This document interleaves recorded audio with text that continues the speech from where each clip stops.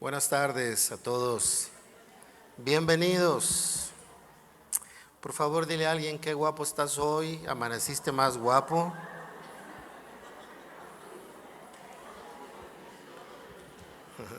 Felicítalo, qué bueno que viniste. Te felicito por ser constante, disciplinado. Qué bueno que lo hiciste. Quiero decir algo antes de ir al mensaje. Es respecto al app. Hace rato les decía que si tú vas con dos más, es decir, si se registran dos, van a recibir un descuento solamente en este mes de octubre, es decir, te queda este domingo y el siguiente, de 50 pesos. En lugar de 300, vas a pagar ¿cuánto?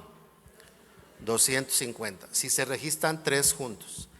Puede ser de la familia, puede ser alguien que le preguntes, tú vas a venir, sí, pues vamos tres y vamos a recibir este descuento, ¿verdad? Y esto es con la idea de sumarnos, apoyarnos entre nosotros, pero también se los he dicho, queridos, y por favor no lo pierdan de vista jamás. Como pastor, nunca quiero ni deseo que el dinero sea un factor para estar o no estar en algo que nos edifique. Si tú vienes no sé, con mi esposa o con alguien de los líderes y le dices, tengo un problema para estar, ¿verdad? No tengo los 250, solo tengo 249. Él te va a completar el peso que te falta.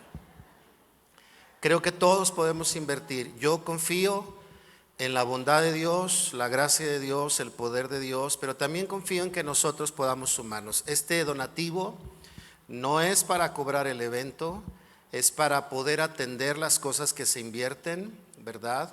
Lo que se usa, el café, el coffee break, las galletas, pero sobre de todo para poder bendecir a los oradores que vienen. Para eso es el donativo, para poder bendecirlos con una ofrenda digna para sus vidas o su ministerio, lo que Dios puede hacer a través de eso. Por eso es que pedimos el donativo. No se cobra el mensaje de la escritura, jamás haríamos eso. No se cobra el tiempo ni la experiencia que los hombres vienen a compartir. No se cobra nada de eso, sino queremos invertir en ellos. Así que si tú te inscribes con dos más hoy o la siguiente semana, vas a recibir este descuento. Ya en el mes de noviembre quedará en el donativo que ya saben, 300 pesos. Así que vénganse, por favor. Vamos a estar hablando temas muy importantes. Uno de ellos es el liderazgo personal. Otro de ellos es cómo sumar al liderazgo de otro, ¿verdad? Temas que nos ayudan. Todos aquí tenemos que ver con liderazgo. Algunos de ustedes son líderes como padres o como madres. Otros trabajan con líderes en el trabajo, en la escuela, en la sociedad. Y necesitamos aprender a sumar a esos liderazgos. Así que les animo para estar en Lab. ¿Cuándo es Lab? 22 y 23 de noviembre. Así que voltea a ver a alguien y dile, no te pierdas Lab, te espero que vengas al Lab. Vamos juntos a registrarnos, dígale a alguien. Muy bien.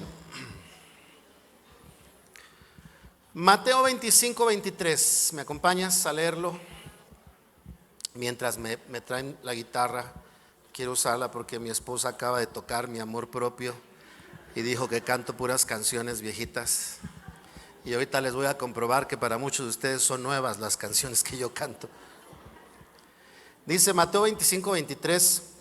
El amo dijo, bien hecho. Está hablando una historia, parábola sobre los siervos, ¿verdad? Si lees todo el capítulo, por lo menos los versículos anteriores. Bien hecho, mi buen siervo fiel. Has sido fiel en administrar esta pequeña cantidad, así que ahora te daré muchas más responsabilidades. Ven a celebrar conmigo. La versión 60 lo dice de otra manera y seguramente lo conoces. Bien, buen siervo fiel. Luego dice, en lo poco has sido fiel, en lo mucho te pondré.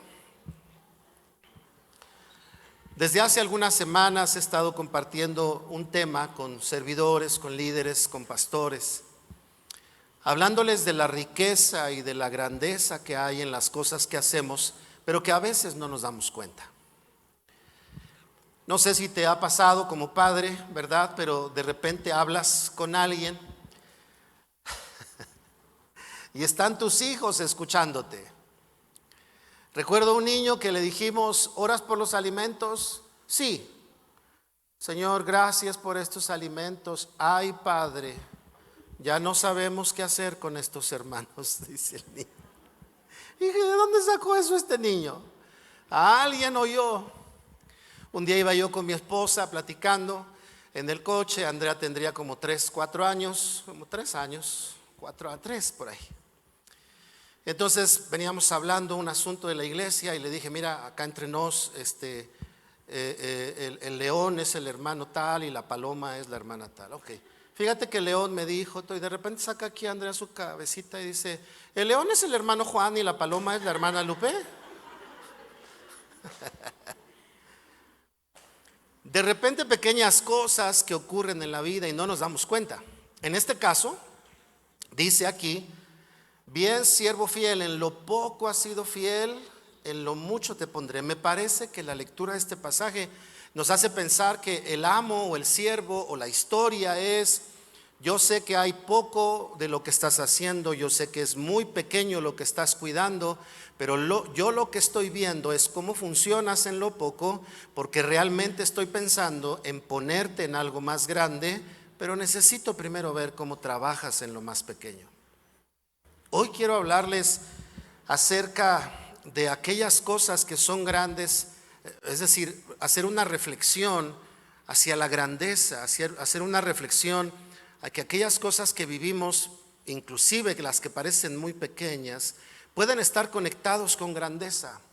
Yo recuerdo, les he platicado que cuando cargué a mis hijos, cuando recién nacieron en el hospital, por los dos oré y a los dos les dije, ¿verdad?, estas palabras: vas a servir a Dios en tu generación.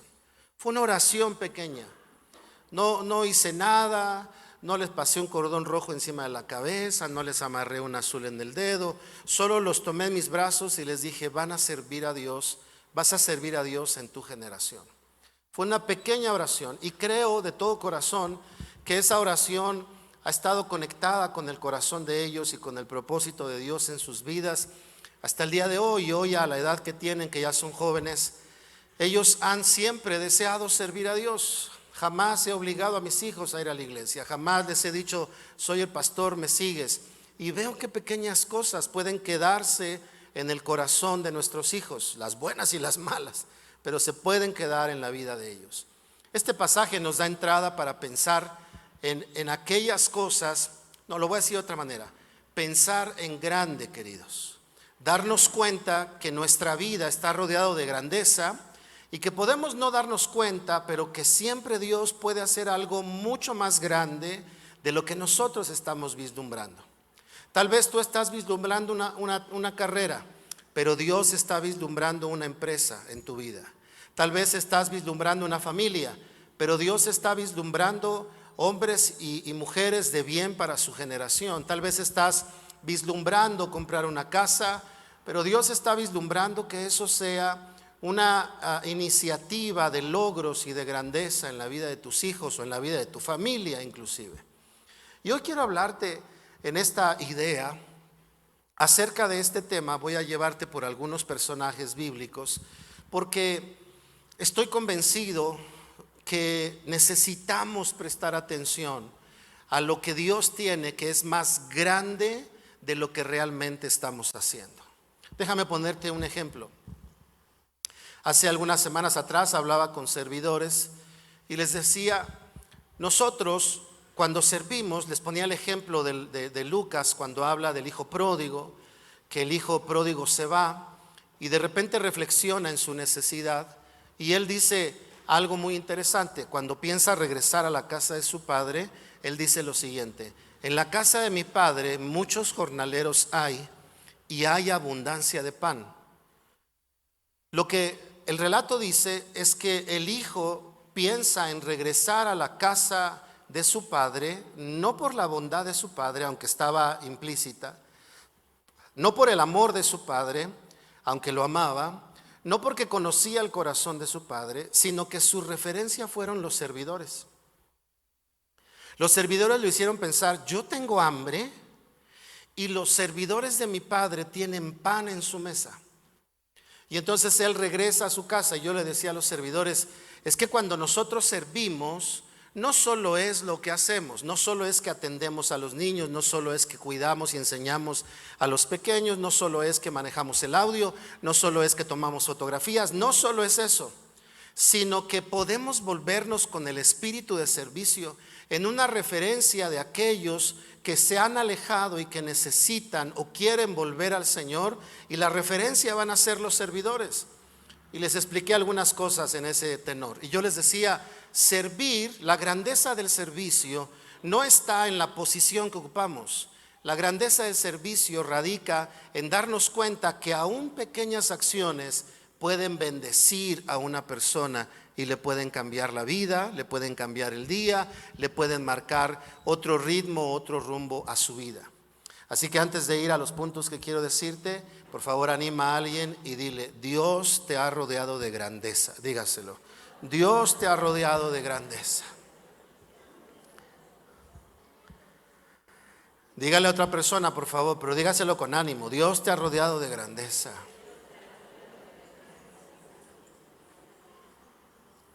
Acompáñame a 1 Samuel capítulo 3, versículos 19 al 20.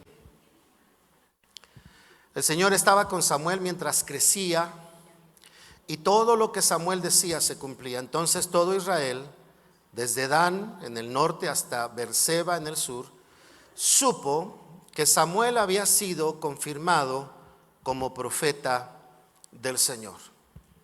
Fíjate bien, ¿quién era Samuel? ¿Hijo de quién era? Hijo de Ana. Y Ana lo único que quería era tener un hijo. Ella quería ser madre, ella quería, por todo el contexto que podía existir en ese tiempo, ¿verdad? Había ideas raras, como que si eras estéril, el favor de Dios se apartaba de tu vida, como que si eras estéril, eras mal vista en la generación de este tiempo bíblico. Y además el deseo de tener la fertilidad para procrear y tener descendencia, porque para los israelitas era muy importante que si yo estoy creando un patrimonio, tenga un heredero para dejárselo. Y si yo tengo un heredero, tenga herencia para dejársela. Iba de la mano. Entonces Ana, al no tener hijos, ella está deseando tener un hijo. Ella no está deseando un profeta, ella no está deseando un político, no está deseando, ella solo está pensando en tener un hijo, lo cual está bien, lo cual es algo honorable, lo cual es algo loable. Pero mientras Dios está mirando a Ana, que desea tener un hijo, este versículo nos revela que Dios estaba viendo algo más grande. Estaba viendo a un profeta que iba a aparecer cuando se estaba perdiendo el que la profecía viniera, y entonces el profeta se iba a levantar para poder marcar para bien a la vida de Israel. Lo que estoy viendo en este contexto, queridos, es que mientras Ana está viendo a su hijo, Dios está viendo un profeta. Mientras tú estás viendo a tu hijo, Dios puede estar mirando a una persona de influencia, a una persona de impacto, a una persona que bendiga en diferentes medidas a su generación. Pero lo que quiero llevarte de la mano con estos personajes es qué hubo en medio de eso. ¿Qué elementos hubieron ahí que parecen pequeños, pero que se conectaron con esta grandeza? En el caso de Ana, ¿cuál es la relación que hay o cuál es la acción que hay que te conecta con grandeza? Dice la historia que ella deseaba un hijo. Si tú te vas al capítulo 2 de 1 de Samuel, ahí dice que Ana oraba con tanta vehemencia que Elí creyó que estaba ebria. Y se acerca con ella y le dice: mujer, apenas es mediodía y tú ya estás borrachina. Y ella le dice: no, Señor. Claro, no lo dice así la Biblia porque se oiría raro, ¿verdad? Pero ella le dice: no estoy borracha, Señor, es que estoy angustiada en mi alma. ¿Por qué estoy angustiada? Porque soy estéril y no quiero ser estéril. Le pido a Dios, ¿verdad?, por lo que me angustia en el alma. Y Elí le dice: el Señor te conceda lo que le has pedido. Y dice la Biblia que ella lo tomó como un hecho, porque entonces se alegró, se lavó la cara, volvió a comer Y dice el capítulo 3 que el Señor le concede tener un hijo. Lo que veo aquí entonces es elementos que nos mantienen conectados con la grandeza de lo que Dios puede hacer en nuestra vida. Y lo primero que te quiero dejar es esto: un deseo profundo por no ser estériles. No ser estériles en nuestra vida, en nuestra fe, en nuestra casa, en nuestros dones, en nuestros talentos, en nuestra familia, en nuestra sociedad, en nuestro tiempo. Un deseo ferviente por no ser estériles. Y a lo mejor lo que tú puedes hacer parece es solamente tener un hijo, hablando de manera figurada, o solamente tener un discípulo, o solamente tener algo, ¿verdad?, que parezca muy pequeño, pero que nace del profundo deseo de no ser estériles. Así que lo que te estoy diciendo es que creo yo que lo que nos conecta con la grandeza de lo que Dios puede mirar a través de nosotros no es solamente su poder, sino es ver en nosotros el deseo ferviente por algo en nuestra vida, y ese deseo es no ser estériles en la vida. Por favor, dile a alguien: no seamos estériles. Dígaselo con ganas: no seamos estériles. Porque saben, queridos, la esterilidad nos rodea continuamente por causa del conformismo, por causa de las decepciones. Yo he conocido personas que dicen: no, yo hice esto y me fue mal, no lo vuelvo a hacer, no vuelvo a confiar en la gente, y se cierran a una capacidad que tienen para hacer lo que sea, desde compartir, enseñar, sembrar, ser generosos, ayudar, apoyar, lo que sea. Y de pronto las decepciones sacuden a la gente, o tal vez los malos momentos, o tal vez, ¿verdad?, aquellas situaciones de cansancio, de enfado, de decir: ya no quiero más seguir haciendo. Y de pronto, sin darse cuenta, estamos en un terreno de esterilidad. ¿Y qué sucede cuando ya no hay un deseo profundo? Yo recuerdo, les he platicado que hace muchos años, ya híjole, cada vez son más años, pero hace algunos años, mejor lo dejaremos en eso.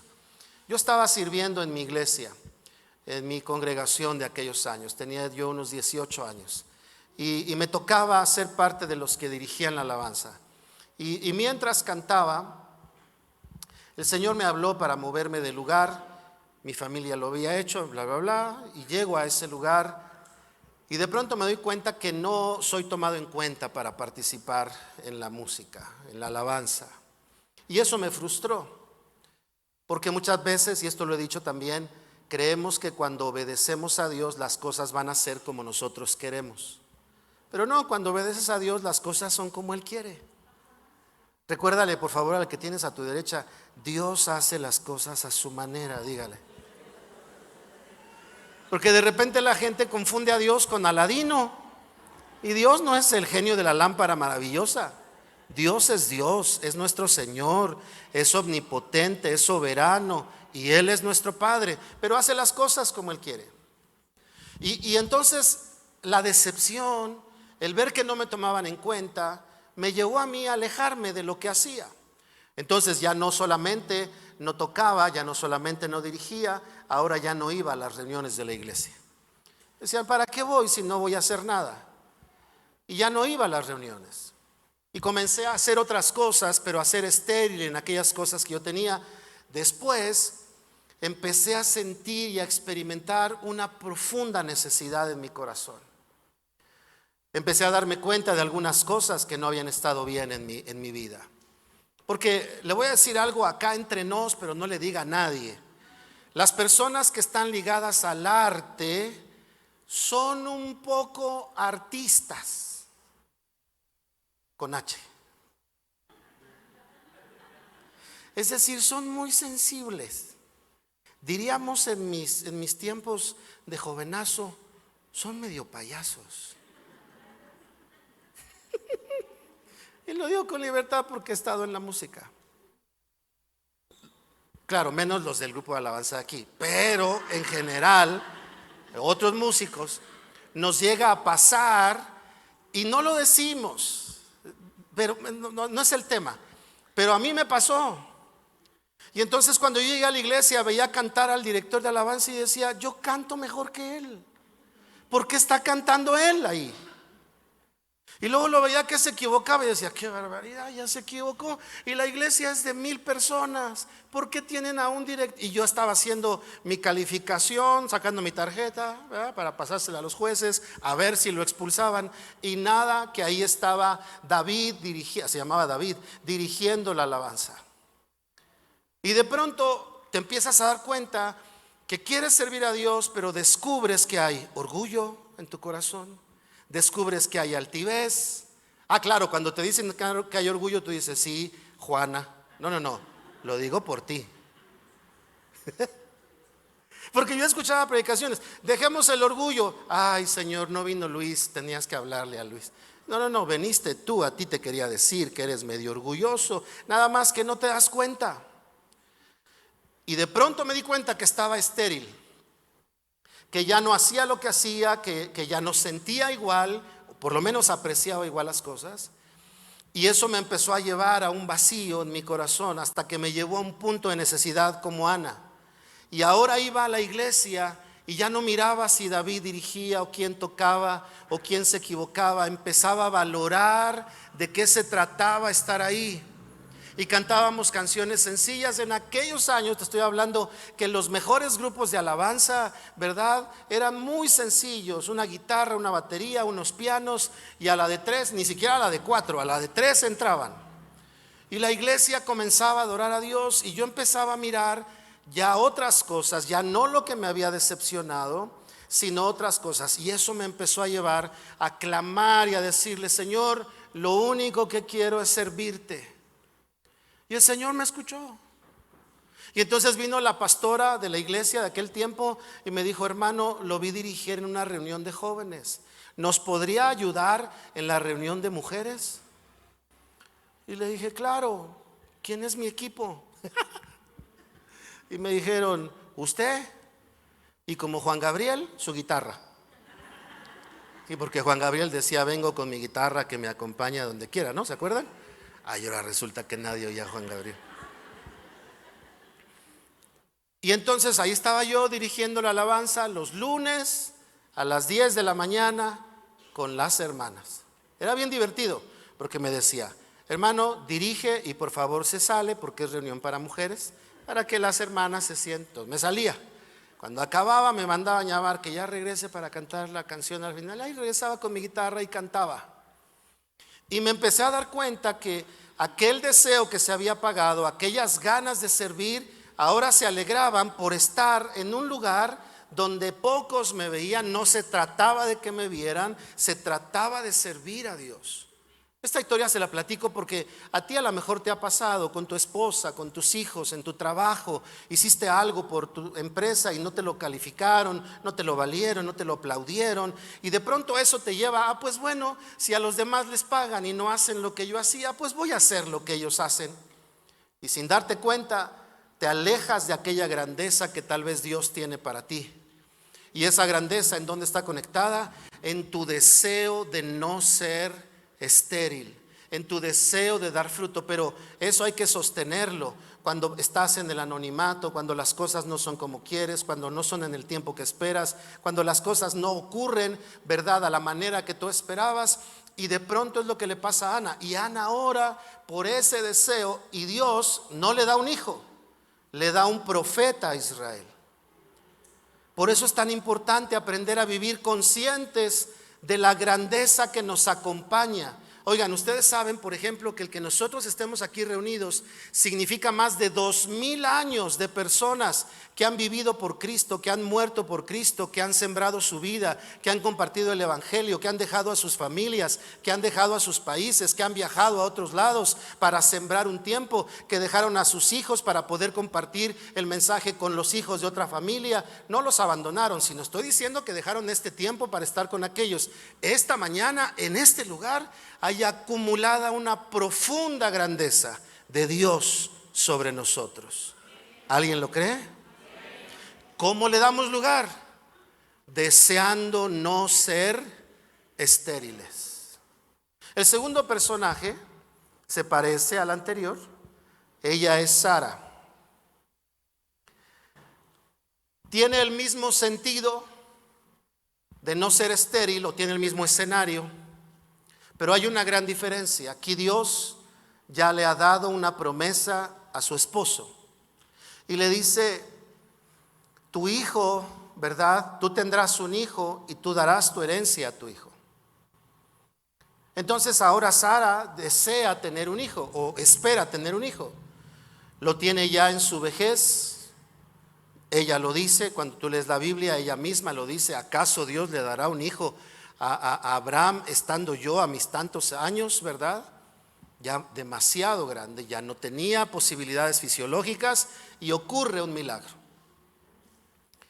¿Qué es lo segundo que veo que nos conecta con grandeza? Vamos a leer, solo quiero leer una porción que encontramos en Génesis 17, 19. Miren lo que dice. Pero Dios le respondió: no, Sara tu esposa, porque Abraham pensaba que Ismael iba a ser el de la promesa, y le dice: no, Sara, tu esposa, te dará a luz un hijo. Le pondrás por nombre Isaac.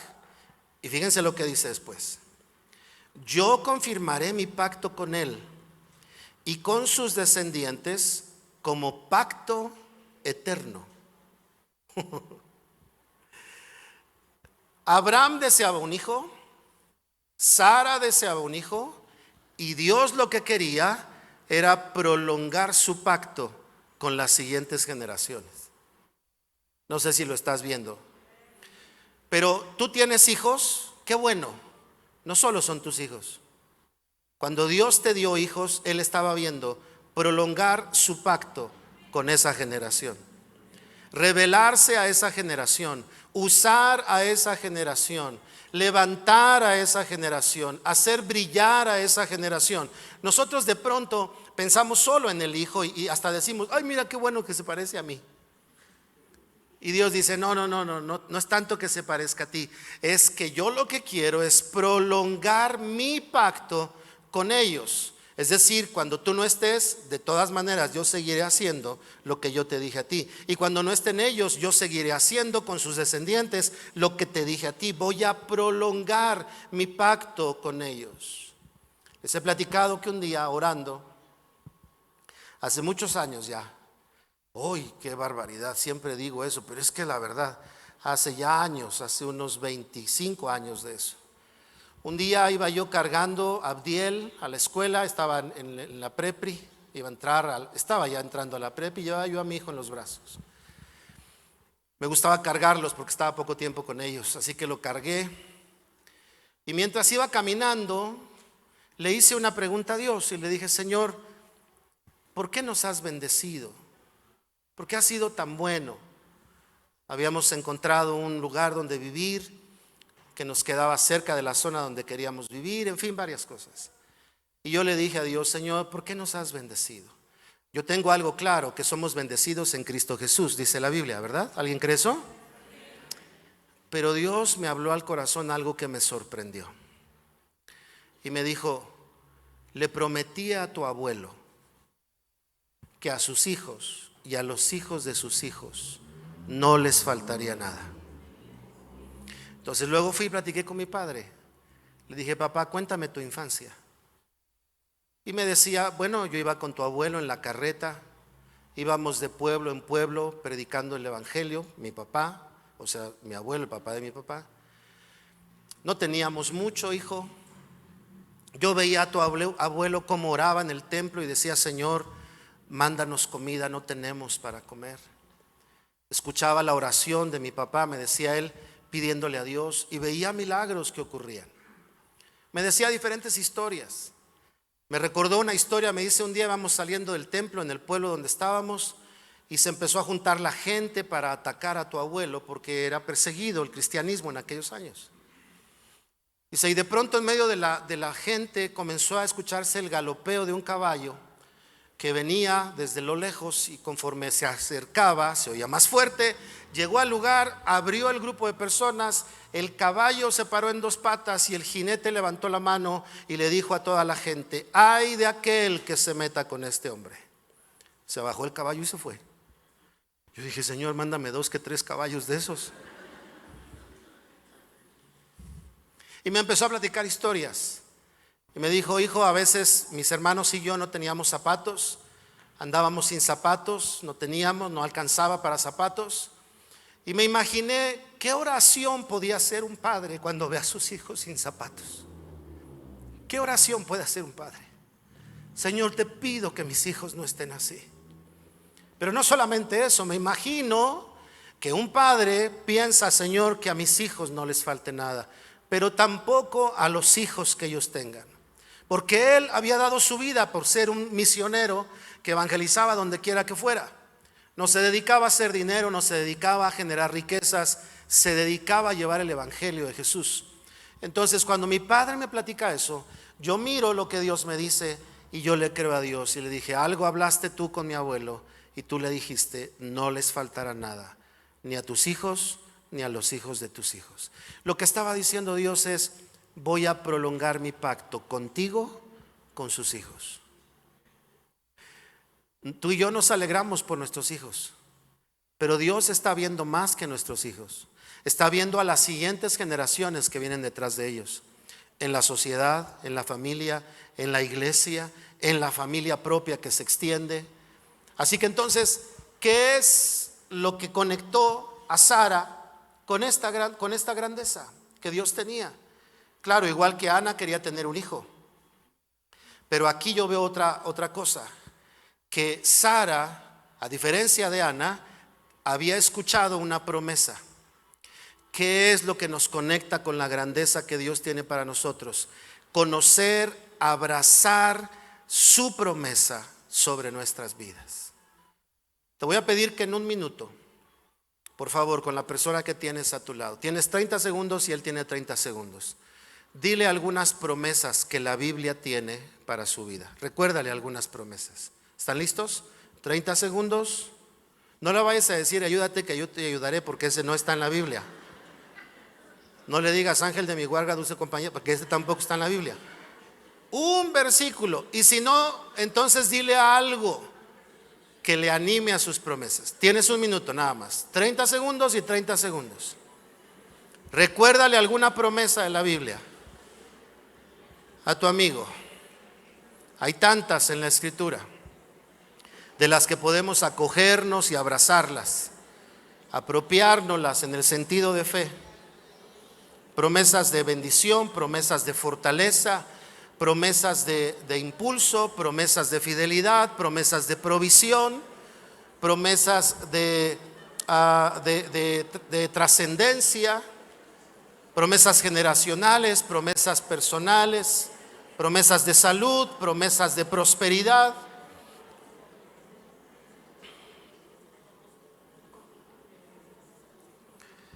Te quedan 10 segundos nada más, terminen.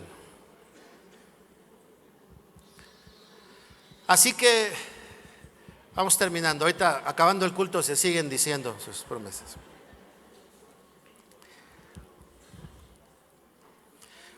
Aquí quiero recordar algo que es muy importante, muy importante. Hay personas que yo las conozco que dicen: ¿por qué tanta atención a las promesas? ¿Que somos convenencieros con Dios?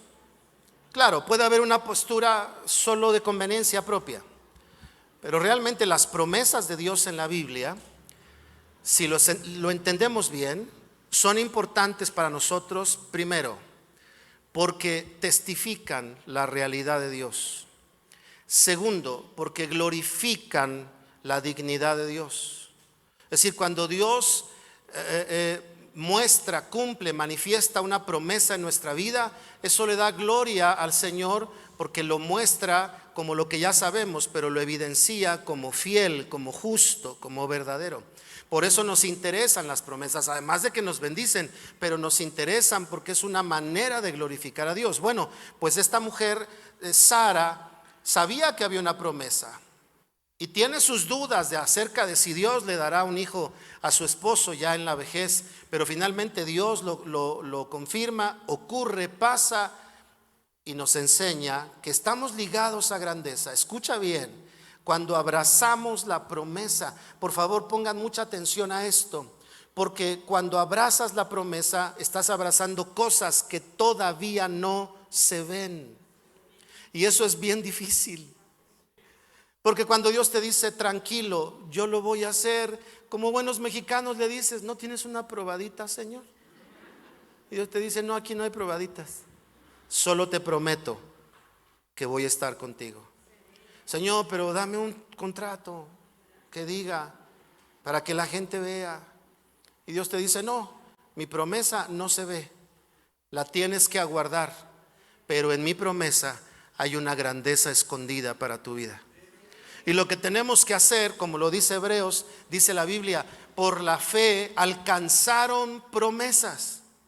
Así que la fe tiene que ver con nuestra manera de abrazar la promesa. No como Isaac, recuerdan, perdón, no como Abraham. Dios le promete un hijo y Abraham mete mano negra, ¿se acuerdan? Bueno, Señor, ya pasaron unos años y como no, pero tú prometiste.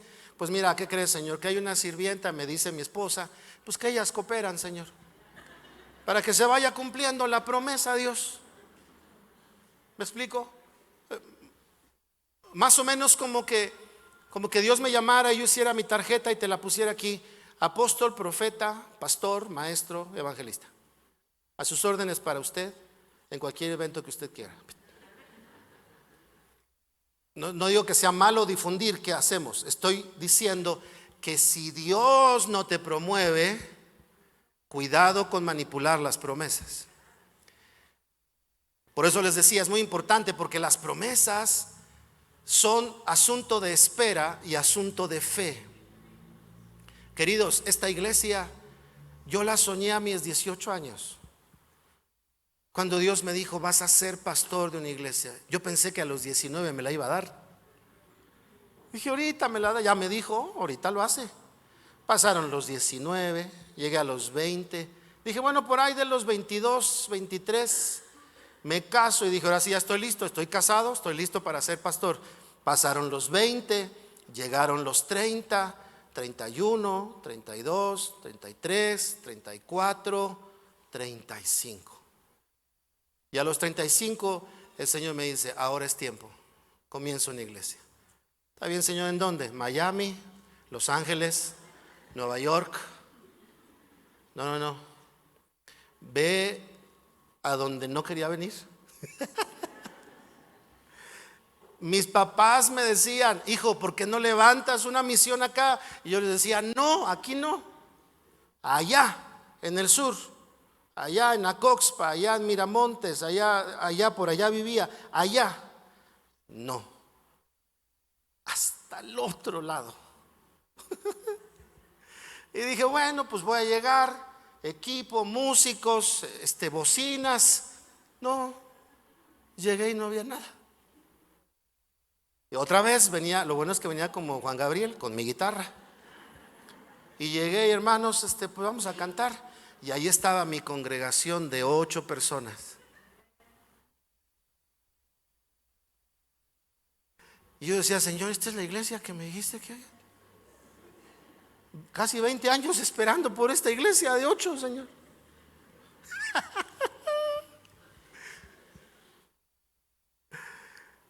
¿Cómo te conectas con la grandeza?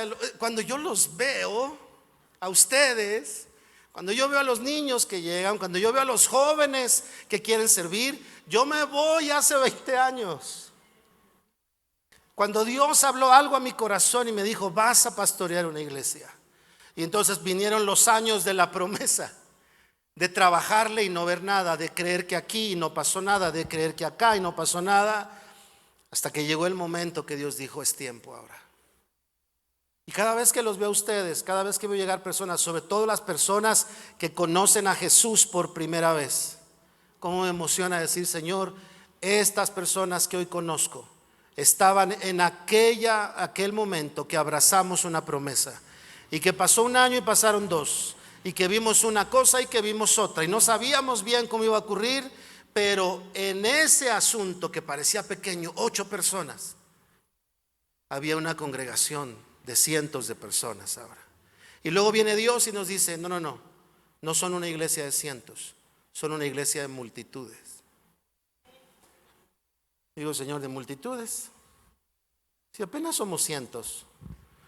No, pero lo que yo estoy viendo no es esta iglesia, Estoy viendo a los que van a creer a través de ellos, a los que van a ser sanados a través de ellos, a los que van a ser liberados a través de ellos, a los que van a ser alegrados a través de ellos y que un día van a doblar su corazón delante de mí. Por eso veo una iglesia de multitudes en esta iglesia.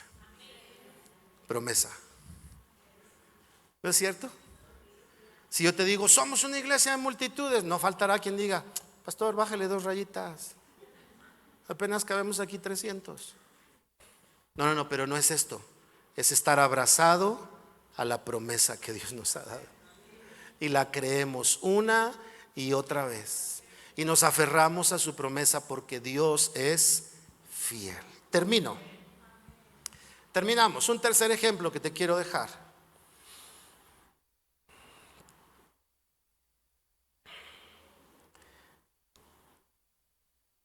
Voy a usar este porque no quiero extenderme en el tiempo.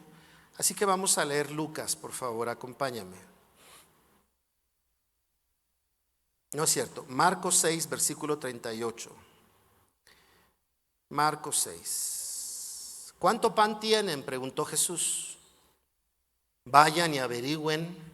Ellos regresaron e informaron, tenemos 5 panes y 2 peces. Este versículo es peligroso, algunos entenderán por qué. Entonces Jesús les dijo a los discípulos que sentaran a la gente en grupos sobre la hierba verde. Así que se sentaron en grupos de 50 y de 100. Jesús tomó los 5 panes y los 2 pescados, miró hacia el cielo y los bendijo.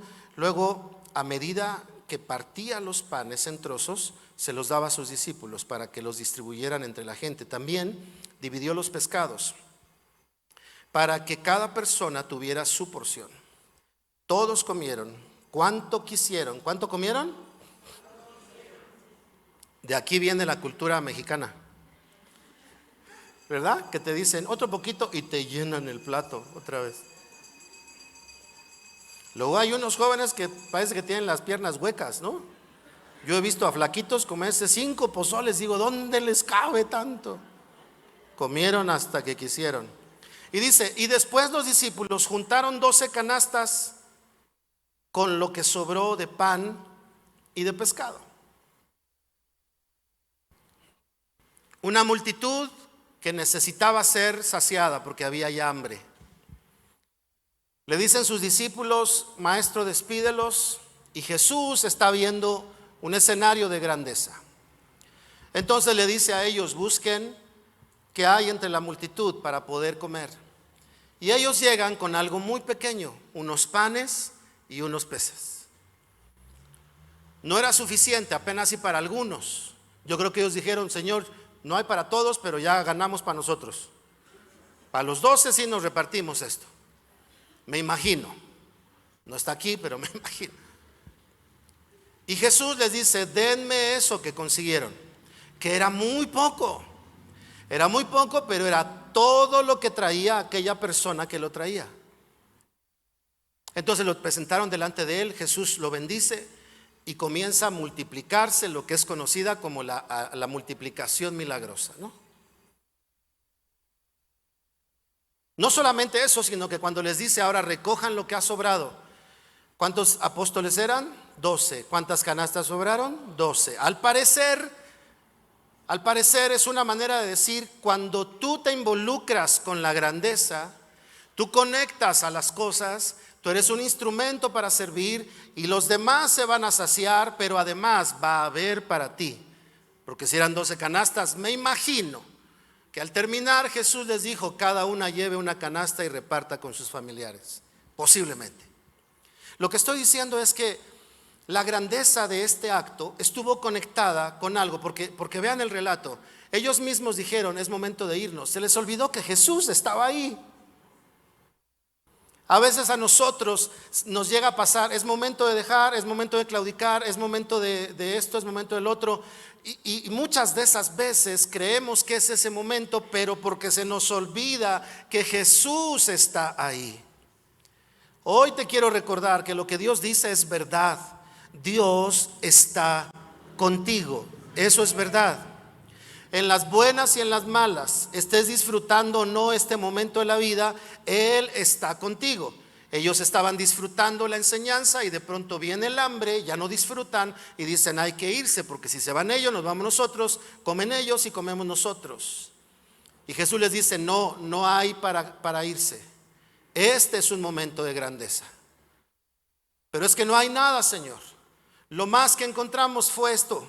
Y el Señor dice, ustedes ven pocos panes y pocos peces. Yo lo que veo es una multiplicación milagrosa. ¿En dónde estuvo la multiplicación? ¿En la cantidad? No. La multiplicación estuvo en la generosidad. Suelta lo que tienes y lo pones en manos de Dios. Puede ser para tu familia, para un amigo, para alguien que no conoces. Puede ser para una persona en tu trabajo que sueltas tu tiempo, sueltas tu lunch si tú quieres.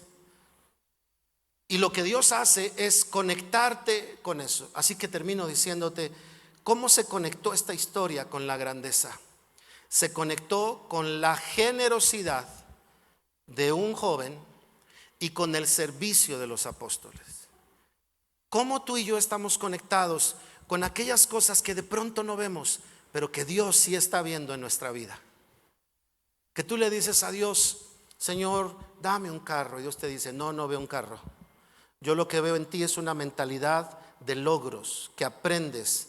Porque si te doy un carro, capaz que no lo quieres soltar y piensas que si te doy un carro no te puedo dar otros. Pero yo en un carro lo que estoy viendo es que tú abres tu fe, que tú abres tu panorama y que ya no te acostumbras a pensar que solo una vez en la vida te va a pasar, sino que puedes ser una persona de logros. Y si eres una persona de logros, estás dispuesto a soltar lo que sea para que Dios lo haga.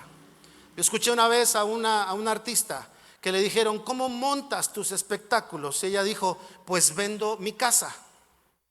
Y le dijeron, ¿y si no lo recuperas? Pues ya veremos qué hacemos. Y yo dije, esas personas tienen fe.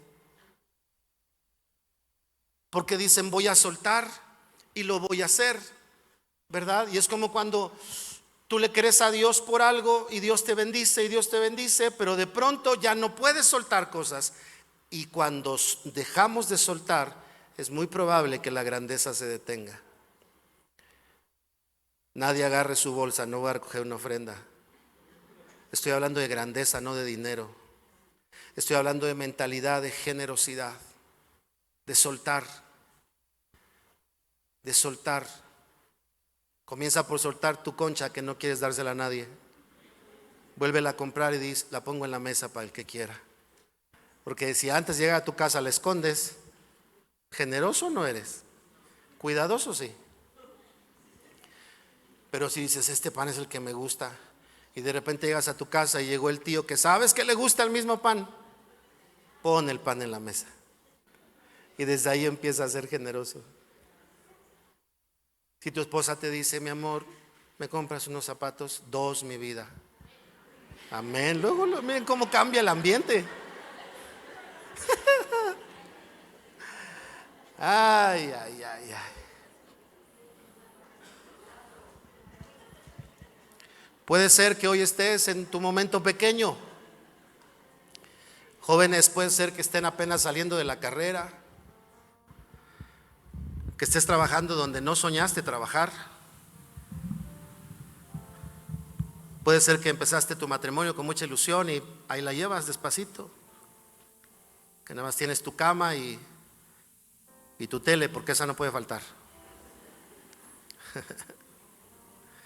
Puede ser que estás comenzando un ministerio, pero te está costando mucho trabajo. No te olvides que hay algo más grande de lo que estás viendo. ¿Qué nos dejan estas historias? Que nunca perdamos el deseo de ser fructíferos. Que no nos quedemos cómodos en la esterilidad. Estéril significa poco fruto o nada de fruto. Segundo, conectémonos con las promesas de Dios. Él es fiel, queridos. Cuando le creemos a Dios, su fidelidad se muestra, porque Él es fiel. Allá en Malaquías dijo, pruébenme, no rétenme, pruébenme. Es decir, comprueben que yo soy fiel. Que si ustedes saben ser generosos y responsables con cuidar lo que yo les encargo, porque esa era la idea del pan en la casa, Él dijo: yo abriré las ventanas de los cielos. Y la palabra ventanas se traduce mejor como cataratas. Abriré las cataratas para que fluyan con fuerza en tu vida. Y lo último que vemos es este hombre de los panes y de los peces, que no era mucho, pero era todo. Queridos, la grandeza no está en la cantidad, está en las cosas esenciales, fuertes. Les he platicado una historia de un hombre que cantaba a Dios con todo su corazón en la iglesia, pero desafinado como él solo.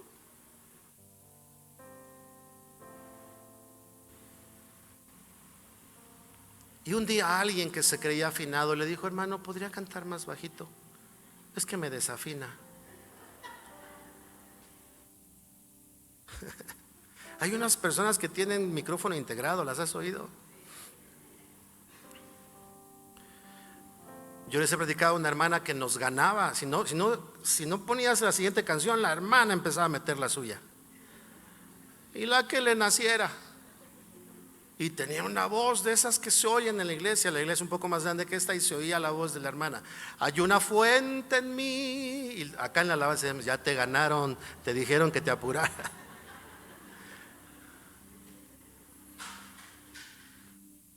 Ese hombre se sintió triste porque, apenado, él no se había dado cuenta que incomodaba a los demás. Él solo quería adorar a Dios. Y la ilustración dice que el hombre apenado se salió por pena, no por enojo, por pena. Es una ilustración. Cuando iba caminando escuchó su voz, su nombre, volteaba, no veía a nadie. Segundo, tercera vez, y le dijo su nombre y le dijo: ¿por qué te fuiste? Soy yo, Jesús. Señor, es que me dio pena desafinar a los demás. Y Jesús le dijo: ¿pero por qué te saliste si solo a ti te estaba escuchando?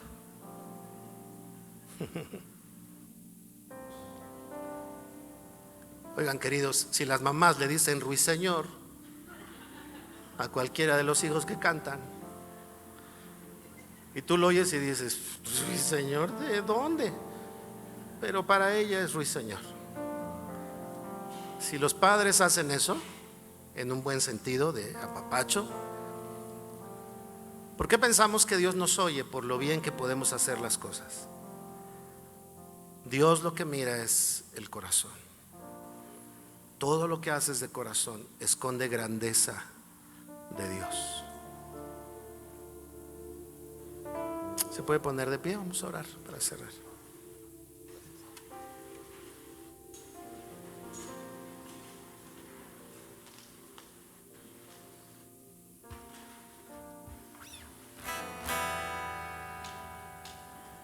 Ay, ay, ay. ¿Me regalan monitores, por favor?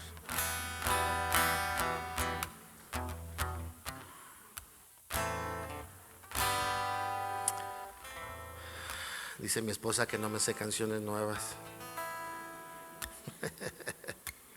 Pero ustedes tampoco saben las que yo canto. Tantas canciones que hay. ¿Quién como el Señor? ¿Se la saben? ¿Quién como el Señor? No hay nadie. ¿Quién como el Señor? Poderoso y fuerte. ¿Quién no se la sabe?